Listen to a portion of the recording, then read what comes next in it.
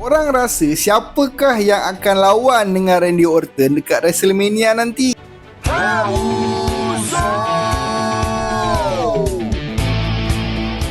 Untuk jawapan tu kita kena tengok SmackDown esok, sebab esok akan ada satu title match untuk WWE Champion, Drew lawan dengan Cody Rhodes.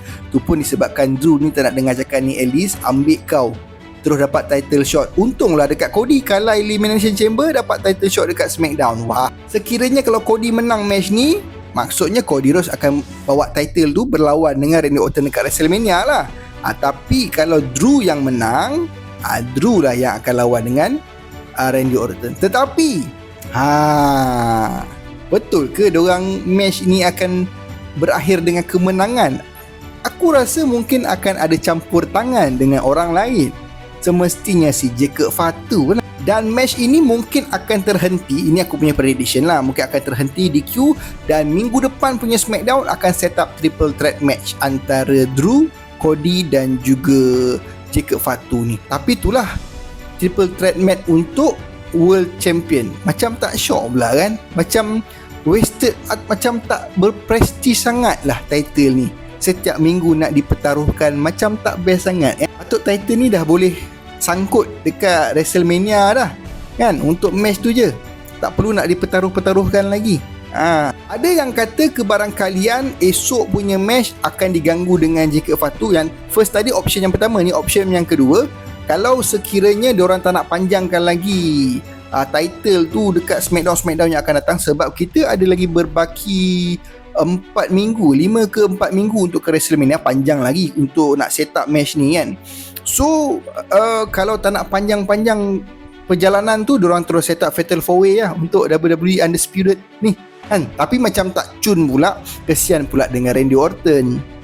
Disebabkan aku menang Elimination Chamber, patut aku dapat title shot one on one dengan opponent aku ataupun dengan champion aku tu. Aku challenger tau.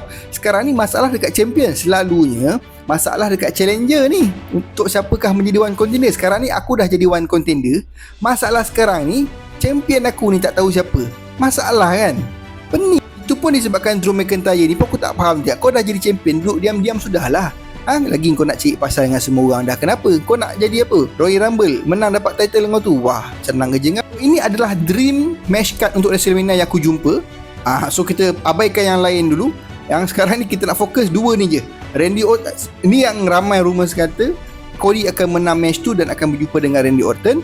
Lepas tu Drew McIntyre akan lawan dengan Jacob Fatu. Untuk match card 2 tu aku 50-50. Ada yang aku boleh setuju, ada yang aku tak setuju juga. Yang aku tak setuju, kesian dekat Drew McIntyre lah. Pendek sangat title race kau. Tak sampai berapa bulan dia dapat, itu bulan 1. Bulan 4 mungkin kalau esok dia kalah, tak sampai 3 bulan tu. At least sampai WrestleMania ada nak drop title. Satu lagi keuntungan dekat Cody Rhodes lah. Asyik kau je nak menang champion kan, kasih orang lain kan. Takkan aku rasa kalau Cody lawan Randy mungkin tak dapat main event kot kan. Kalau main event pun okey juga untuk kasih Randy menang. Tapi itulah korang rasa okey ke Cody lawan Randy dekat WrestleMania nanti? Maksudnya Cody akan menang menang title lah esok kat SmackDown. Okey ke? Komen sikit.